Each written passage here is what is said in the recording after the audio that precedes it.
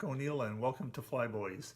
So it's been about 2.5 months since I did my post on my next build, which is the Sinbad glider. As I mentioned in that post, I hoped to have the glider all built and flying by the 4th of July. However, here it is, the middle of August, and the glider's still not ready, which is pretty typical of the way my builds go. However, by way of explanation, we have been a little bit engaged in our house in the course of that time. We've restored 2 bedrooms in the house, from carpeting to ceiling, woodwork, everything else. We've done the same with the master hallway in the house, and we've been engaged in a variety of outside landscaping when the weather permits. So that's consumed a lot of my time. Plane-wise, I have managed to crash both the Mustang and the Ringmaster, which I reported about in FlyBoyz posts. And fortunately, the Ringmaster is still flying. I also made my way down to Geneseo for a day to the Flying Aces non-nationals competition, and I reported about that in FlyBoyz. So while we've been focused a lot on the house, I have been able to get some plane time in. As far as the Sinbad build is concerned, though, I've managed to work about 42, 43 man hours on the plane, and that's what I want to report on here in this video. So I'm going to give you a progress report in video form here, and then end up with some photos at the end showing the progress of the build. So without further ado, here's where I am to date on the Sinbad build. So what you're looking at so far is my model construction to date, which up to this point it's been a standard Sinbad build. However, I have had to engineer and build in certain modifications to accommodate the radio control gear and the electric engine pod that I'm adding to it. Now, most of these engineering changes are not a big deal to any experienced modeler. This would be pretty routine stuff. However, for me, I am not an engineer. I can follow any set of plans pretty good, but when it comes to making my own plans or modifying things, that's not my forte. So anything I'm about to show you here is, in my book, a big deal for me, even though it should be pretty routine for most anybody else. The first thing that I concentrated on was the rudder and stabilizer assemblies. So let me get the fuselage out of the way, and I'll show you what I did there. I'm going to get the engine pod out of the way also. Over here is the rudder assembly. And let me focus over there a little bit. So here is the rudder assembly to date. If you look at the original plans had a single spar, vertical spar that went up between the rudder and the vertical stabilizer assembly, and the original rudder was supposed to have a slight right turn offset, and the rudder would be glued to the little tail fin piece underneath here. What I had to do from a modification standpoint was allow for a turnable rudder and allow for hinge points in to allow that rudder to turn. So I changed the 1 vertical spar and put in 2, and also the bottom of the rudder was not to be attached to the fin underneath, so I had to work in a little piece here to connect them together. So the rudder will now turn in relation to the bottom fin and the vertical stabilizer. And there's enough surface in here to allow me to put some hinges in there. The thing with this rudder that I am very pleased about is how precise it came out from a flat build, no warpage standpoint. Everything I seem to build has some amount of warps in it, or twists, turns, or whatever. This thing came out absolutely flat all the way around. That again is no big deal to any kind of an experienced modeler, but for me to get something to come out this flat with no warps or anything in it, I feel that that's a pretty good accomplishment for me. The next thing I worked on was the stabilizer, and the modifications that I made to it were very similar to what I had to do with the rudder. If you notice, there's some spar going across here and a little center reinforcement spar across the center section here. I needed to beef this up to allow for hinges, a movable elevator in relation to the horizontal stabilizer, and to give myself something for the hinges to grab onto. So what I did was, instead of one 3/32 by 3/16 inch spar, I put a much beefier spar in there, and I essentially doubled it up. So as you can see, it's still connected at the ends, but it will allow for a movable elevator.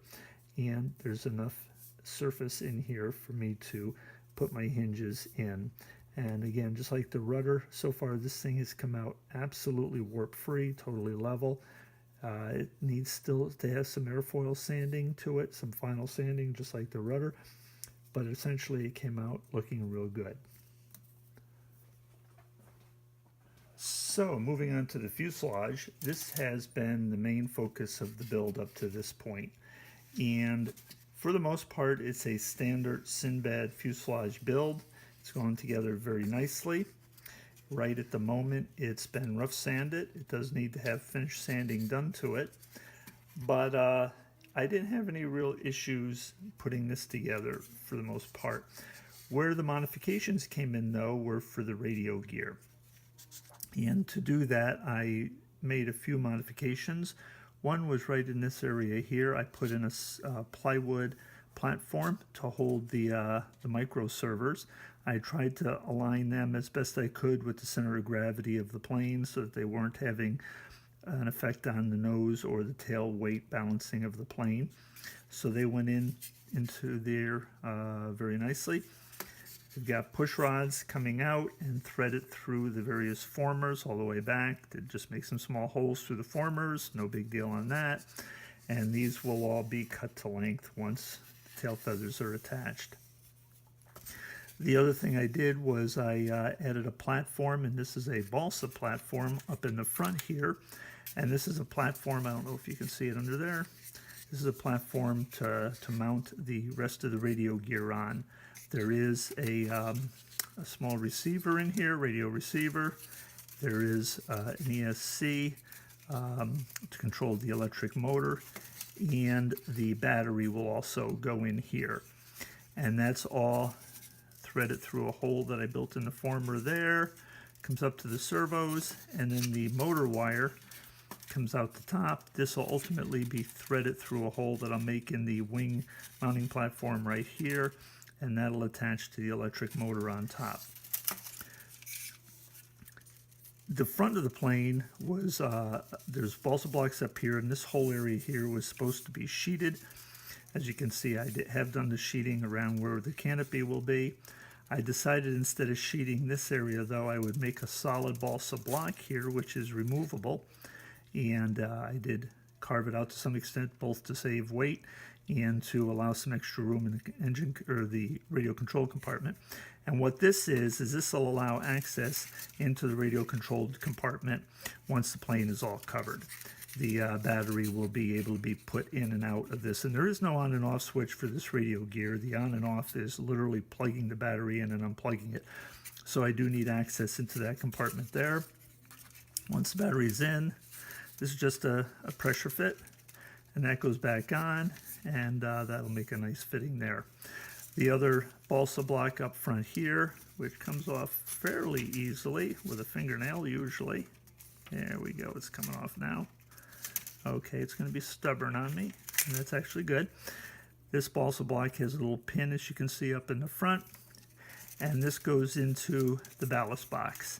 This box is here in case you do need to add nose weight to the plane. Hopefully I won't, but if I do, I'll have a ballast box that I can add some weight in up to there. And then that's the removable compartment that goes over it. And there we go, all back together again. So that's where I am with the fuselage right at the moment. I do want to say that I received some very good help from one of the expert radio control guys at my local STARS Radio Control Club, Michael Graham, and I do want to thank Michael for all the help that he's given me. He helped me with figuring out the setup of this, making sure the radio gear is installed right, that it works correctly, and so forth. So I've been very appreciative of his expertise on the radio control side of this. And finally, that takes us to the engine pod, the electric engine pod. I bought this as a laser cut kit from Retro RC. Let me grab the kit over here. This is what it came in. It was an E-Pod for the Sinbad, and this has turned out to be a really slick little kit. It comes with some nice illustrated instructions and patterns for the parts. The kit itself didn't take very long to build, but it built up really, really nice. The engineering on this was done just very, very nicely. In addition to the E-Pod kit, I purchased the radio components that you've been looking at from Retro RC, both the electric motor, the servos, and the ESC and the wiring that you see. I did buy the receiver separately. That was not included in the kit. But everything else you're looking at here was part of the purchase from Retro RC, and it all works together just wonderfully. This wiring is built, you build the kit so that the wiring is internal here. This will all be covered with the same covering as the fuselage and the wings, and the engine mounts in there, and this has to be finished sanded and then covered, and then this will ultimately mount on top of the wing. The wing will sit up here, and this will be approximately in this position right here, and there is plenty of room for the propellers to work without impacting the canopy underneath. So that's how this is all going to work when it's all done. So again, this is very sturdy construction. This is all made out of plywood.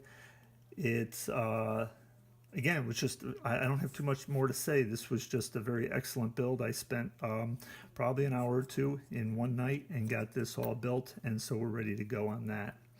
So the next thing up, with all these components built essentially and out of the way, is the wing.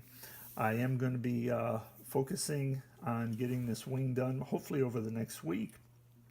Once the wing's done, everything goes into final sanding and then covering, and then hopefully the plane will be ready to fly by the end of the month.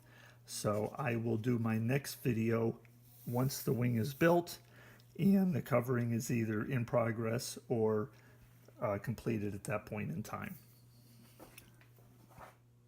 So that's pretty much where the Sinbad build is to date. I do hope to have the plane finished and flying by the NEAT Fair, which is an event held in the lower Catskill region of New York State in the middle end of each September. It's an electric fly-in, and I would like to have the plane be able to fly at that point in time.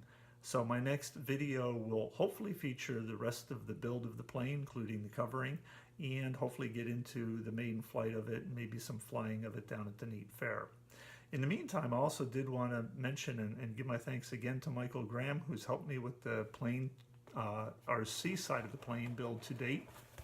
Mike also gifted me with another SIG Sinbad 40 kit, which he had, and he's given this to me as a backup for the current plane that I'm building, should it become necessary to have a backup for that. Hopefully it won't get to that. So thanks again, Mike, for all your help.